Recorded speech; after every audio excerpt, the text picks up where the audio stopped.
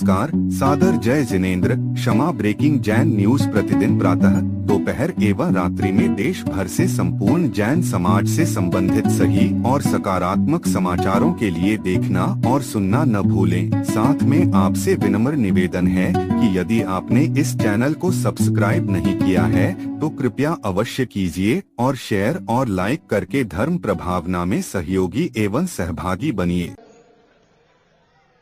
और मैं तो कहता हूं समाज के जितने एक साथ संघ के संगठन बन रहे हैं, इनका काम ही यही है। कहां बारात आ रही है, पहुंच जाओ झंडा लेकर के।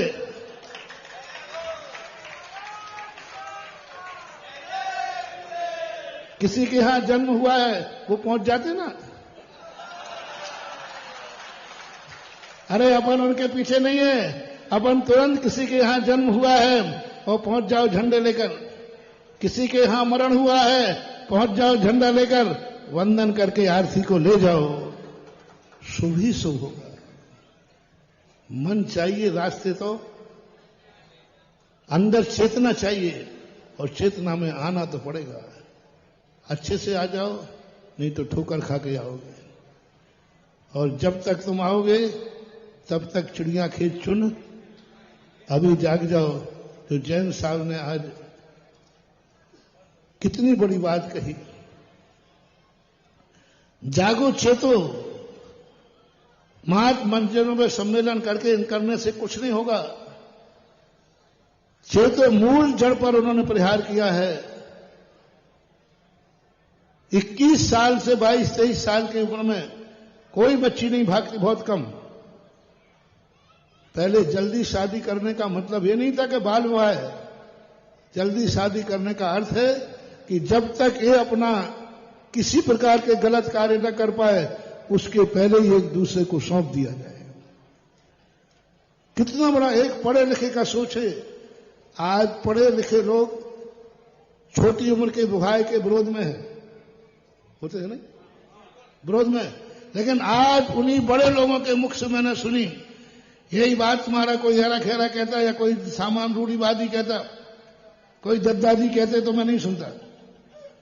लेकिन एक पुलिस ऑफिसर और इनसे बड़ा भी व्यक्ति के साथ इनकी मीटिंग हुई। उस पढ़े लिखे व्यक्ति ने किया, अथॉरिटी लेवल हायर एजुकेशन वाले ने, कि तुम्हारी जैन समाज की बर्बादी का एक कारण है अधिक उम्र में विवाह। क्योंकि उम्र के बाद क्षमता कम हो जाती है। यहां 35 साल 30 साल के बाद बच्चे शुरू होते हैं और पुराने जमाने में उस समय तो बच्चे बंद हो जाते थे, 10-12 निपटा के बैठ जाते थे।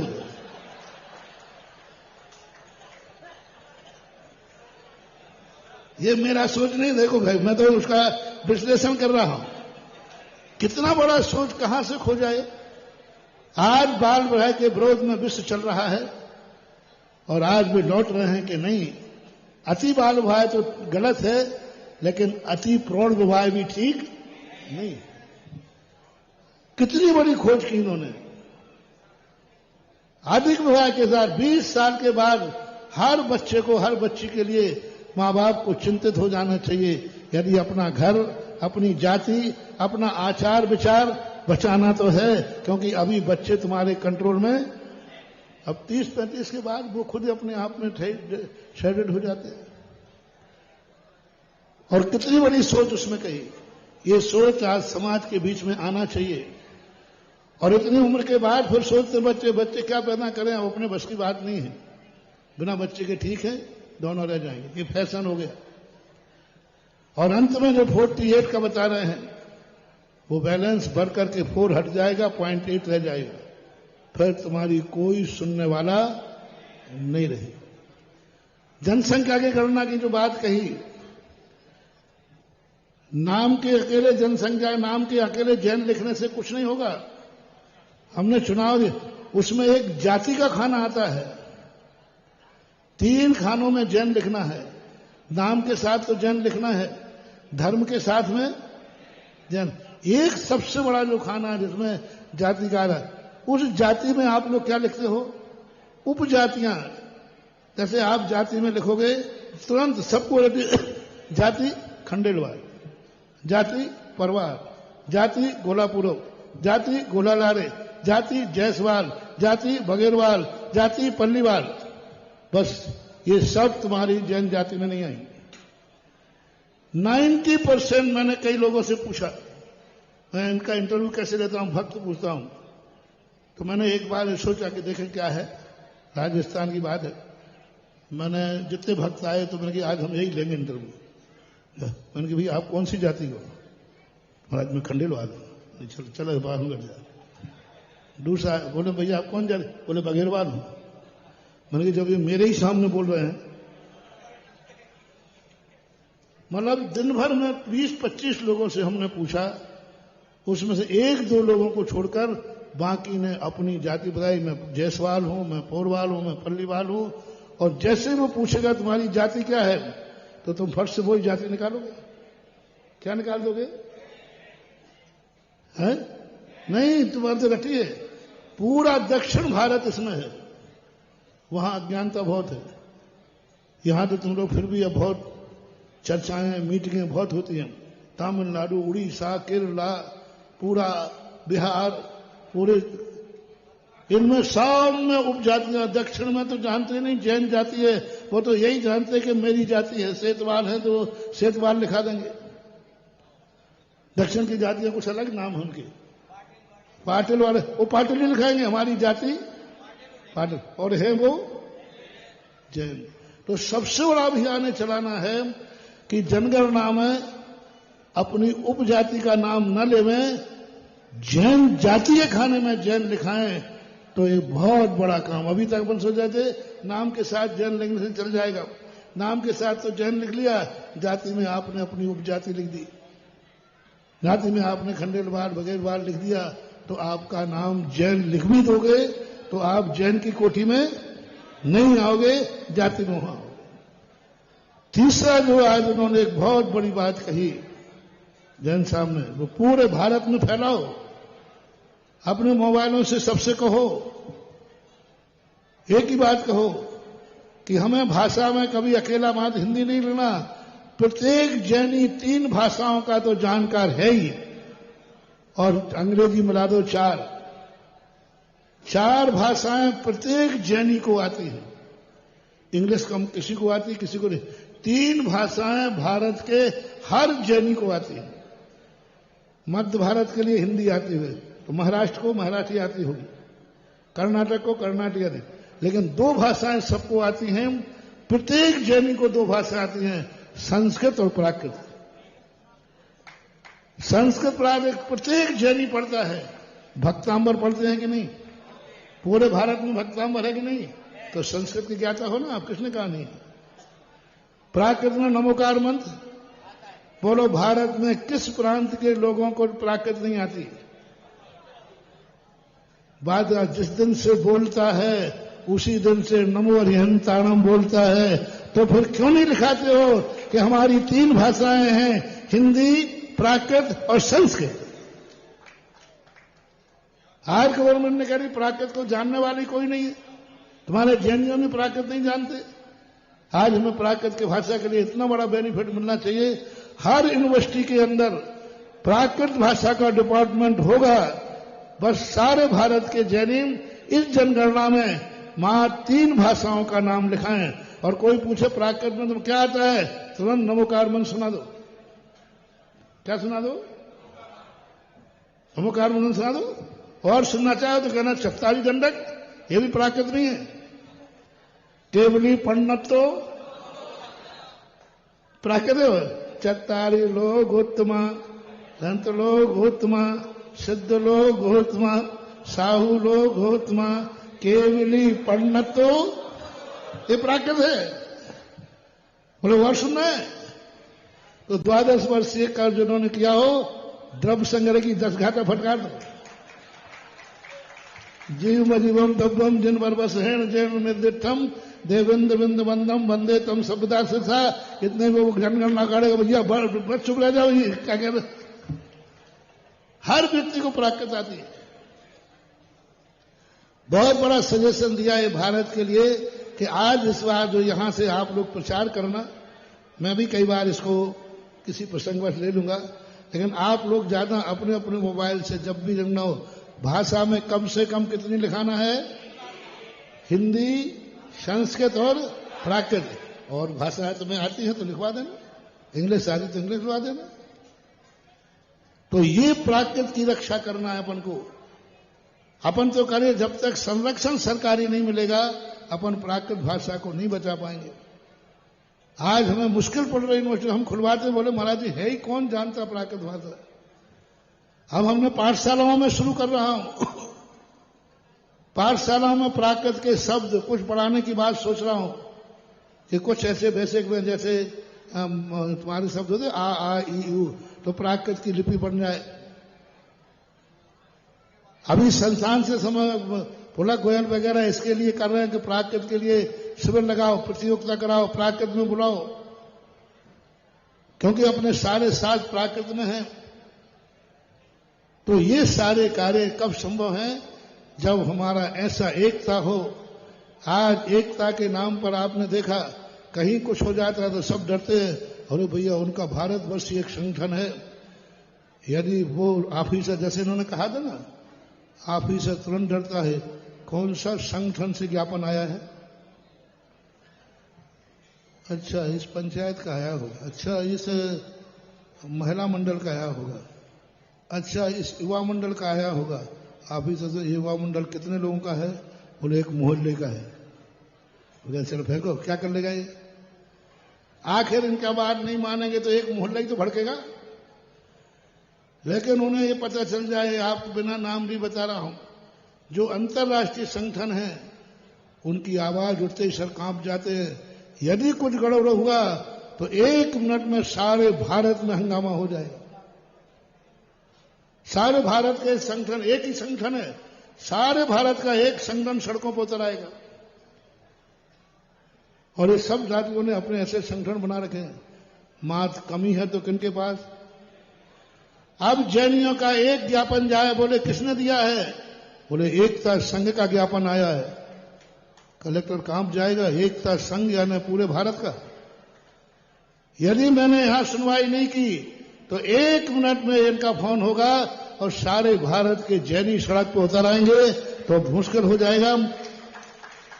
ज्ञापन में यह देखा जाता है कि जो ज्ञापन दे रहा है उसका संगठन कितना बड़ा है, कितना व्यापक है, कितने क्षेत्र में फैला हुआ है, और क्षेत्र में फैलने के साथ कितने लोगों को है। इसलिए मैंने घर घर का एकता संघ कर दिया कि जब उन्हें पता चले कि आज एकता संघ का ज्ञापन आया है, यानी भारत के हर जैनी के घर का एक ज्ञापन आया है, घर का हर व्यक्ति एकता संघ का सदस्य है, हर व्यक्ति के पास एक झंडा है, हर व्यक्ति जहां भी जाता है उसका एकता संघ का निशानी ऐसे रख लो आप जैसे आपके घर में, आपके साथ में हर चीज चलती है। बनाओ महानुभाव। इसके लिए इसको अंदर की बातों से एकता संगठन को कोई मतलब नहीं है। एकता संघ ना किसान है, एकता संघ ना खेती है, एकता संघ ना खेत है। एकता संघ तुमने क्या बोया है, एकता संघ को मतलब नहीं। गेहूं बोला है कि सरसों बोया है कि चना बोया है, वो तुम जानो, तुम्हारा काम जाने। एकता संघ का तो काम है खेत के अंदर जो भी बोया है उसकी सुरक्षा करना, बाढ़ का काम है। इसलिए हमने एकता संघ के नियम बनाए थे। संस्थाओं के मंदिर के अंदर क्या हो रहा है, एकता संघ को इससे कोई मतलब नहीं है। मंदिर के बाहर ड्यूटी देना एकता संघ का काम है कि मंदिर की सुरक्षा करना। मंदिर कौन सा है, हमें ना 13पंथ से मतलब है, ना 20पंथ से मतलब है, हमें कोई मतलब नहीं। हमें तो मां देवादिदेव जिनेन्द्र देव के जिनेन्द्र से मतलब। अंदर तुम क्या कर रहे हो हमें कोई लेना देना नहीं। उत्तर का है कि दक्षिण का है, इससे भी हमें कोई लेना देना। चाहे उत्तर का हो चाहे दक्षिण का हो, चाहे मंदिर में 13पंथ हो चाहे 20पंथ हो, चाहे इस मोहल्ले का हो चाहे उस मोहल्ले का हो, अपना तो एक इमाम है। जहां जैन है वहां जैन एकता संघ है।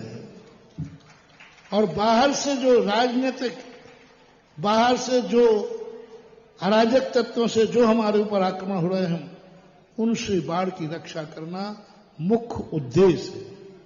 मुख्य उद्देश्य क्या है? कोई पूछे क्यों जरूरत पड़ी एकता संघ की? जो बाहरी आक्रमण और राजनीतिक जो शोषण हमारा हो रहा है, उस शोषण से बचाने के लिए एकता संघ की आवाज उठाई गई है। इसका मुख्य उद्देश्य और एक महासंगठन से आप सभाएं कीजिए। मैं बहुत बार पूछा, जैसे आपके संघ नायक ने कहा था कि आप सभाएं कीजिए, आप एक सभा कीजिए कि आज भारतवर्ष से साल में एक बार पूरे भारत का एकता संघ इकट्ठा हुआ है, उतने में आपकी आवाजें बहुत बुलंद हो जाएंगी। महानुभाव, चुनाव के समय मैंने कहा था भी, तुम्हें कुछ नहीं करना रे जैनियों, जब भी चुनाव हो पूरे जिले की एक सभा कर लेना और पेपर में आ जाए 1 लाख जैनी इकट्ठे हुए हैं, वोट किसको देना है।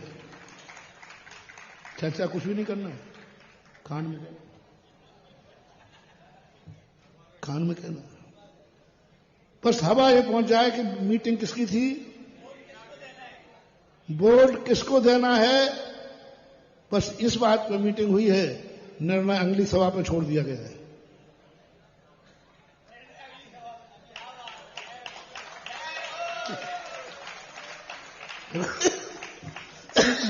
ऐसा आप लोग नहीं करते क्या?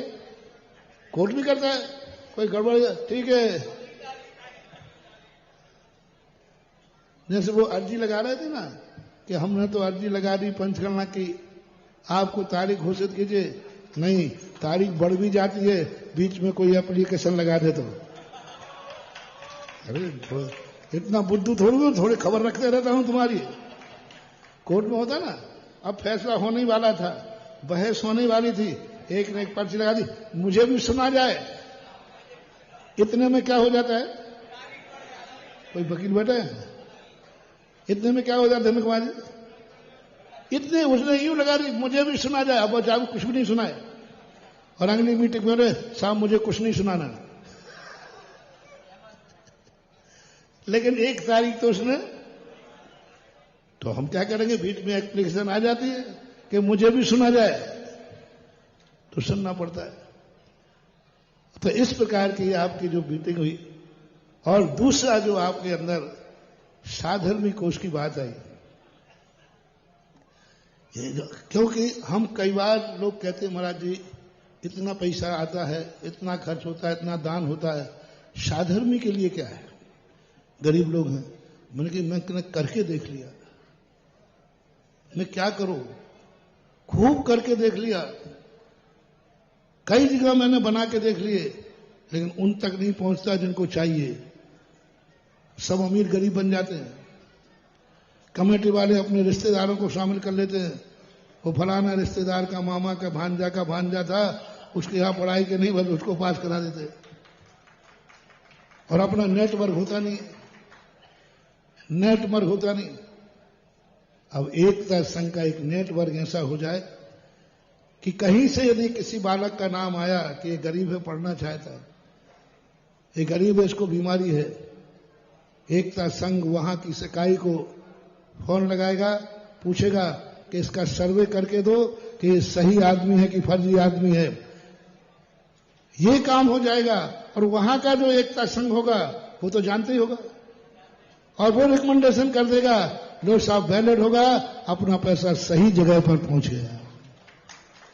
इसलिए मैंने एकता संघ को कहा कि जैसे जैसे तुम एकता संघ बढ़ाते जाओ, वहां समाज की समस्याएं, जो सोशल समस्याएं हैं, जो उनके जीवन के उत्थान की समस्याएं हैं, जो उनकी आजीविका की समस्याएं हैं, उन समस्याओं पर भी ध्यान दिया जाए। और उस समस्याओं के ध्यान देने के लिए साधर्मी वात्सल का बनाया था, साधर्मी वात्सल कोष। मैं तो कहता हूं कि भारत के हर व्यक्ति लाखों करोड़ रुपया दान दे रहे हैं, भारत को हर जैनी समर्थ है, तो हर व्यक्ति को साधर्मी वात्सल कोष में अपने को सदस्य बनकर के भागीदार बनना चाहिए। क्योंकि आप उसको डायरेक्ट मत दीजिए, वो घोटाला है, 10 जगह से उठा लेगा, वो तुम्हारे पास भी आएगा, यहां भी आएगा, वहां भी आएगा। एकता संघ जो जहां है, जहां एकता संघ हो वो इंक्वायरी करे वो पूरी रिपोर्ट दे। और फिर कुछ लोगों को तो मैंने ही कह दिया इनसे कि तुम्हारे पास फंड नहीं हो और सही गरीब यदि व्यक्ति है तो उसकी सूचना मुझे दो, मेरे पास प्रतिदिन कोई ना कोई सेठ रहता है।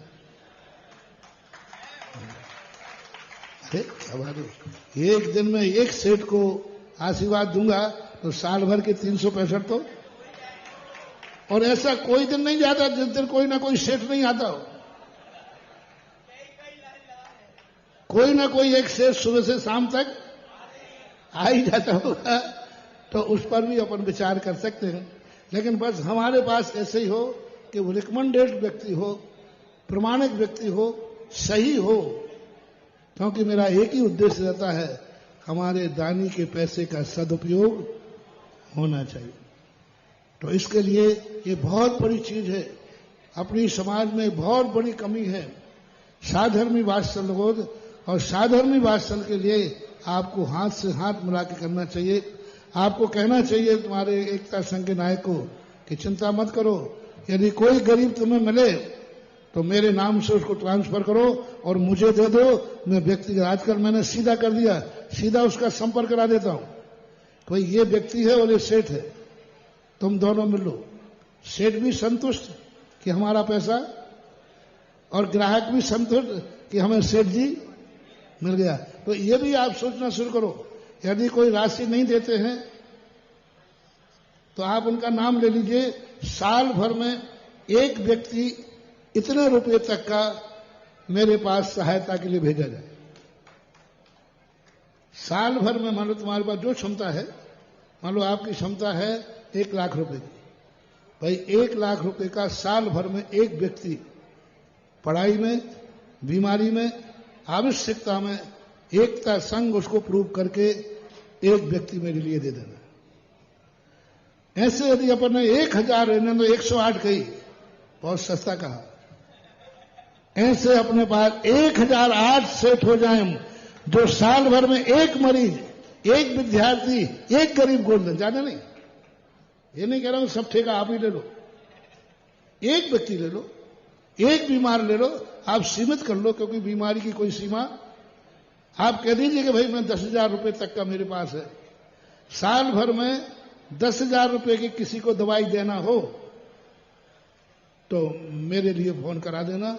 मैं आप जहां कहोगे उसको 10,000 रुपया दवाई के लिए, कोई के पढ़ाई के लिए कह दो कि साहब 50,000 रुपया साल का, 10,000 रुपये साल का कोई विद्यार्थी अच्छे नंबर लाए, 90% से ऊपर लाए, तो एक विद्यार्थी साल भर में हम गोद लेंगे।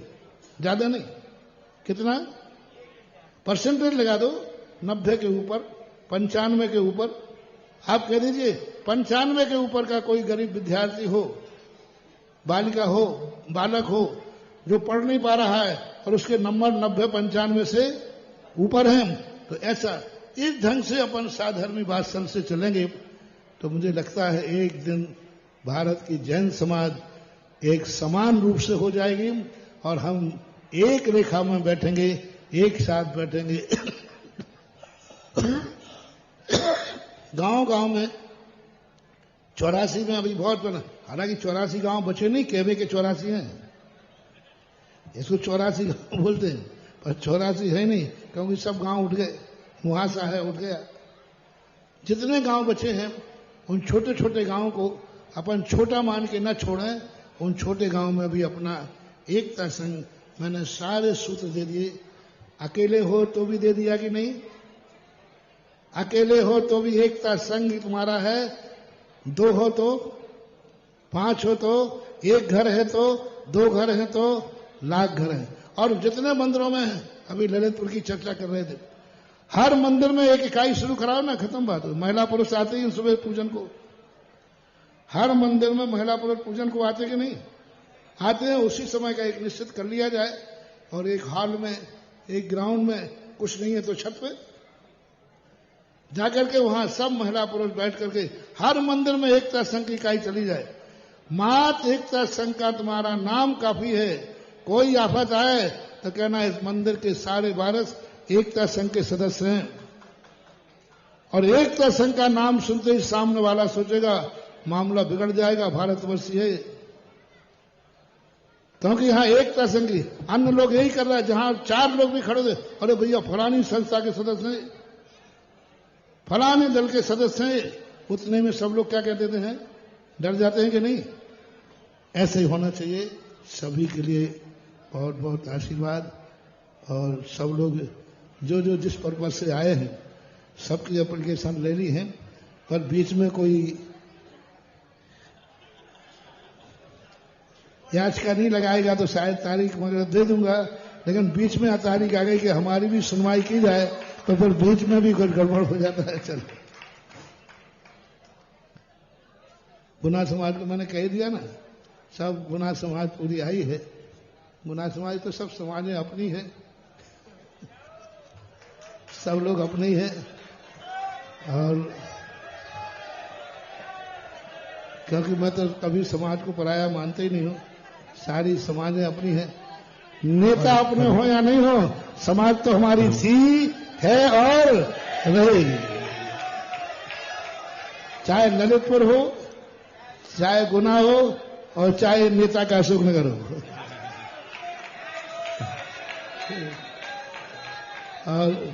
और जो नेता होता है वो पहले समाज का व्यक्ति होता है, नेता तो बाद में। हाँ, तो समाज के नाते सभी लोगों के लिए, आपको सबको मालूम है, अपने संघ की, पूज्य गुरुदेव की, आचार्य श्री की जो भावनाएं हैं, उन्हीं को आचार्य श्री की कल्पना थी कि ये देश भारत का भारत बने, उसी भारत के भारत को भारत बना रहे हैं। ऐसा बोलो जगत पूज निर्यापक श्रवण मुनिपुंग सुधा सागर जी महाराज की जय। Kshama breaking Jain news YouTube channel पर विज्ञापन देकर धर्म प्रभावना में बने सहभागी। विज्ञापन देने हेतु संपर्क कीजिए मोबाइल नंबर 9026900740 एवं समाचार एवं वीडियो भेजने हेतु WhatsApp number 9335236222। Kshama breaking Jain news YouTube channel देखने के लिए आपको बहुत बहुत धन्यवाद। सादर प्रणाम, सादर जय जिनेंद्र।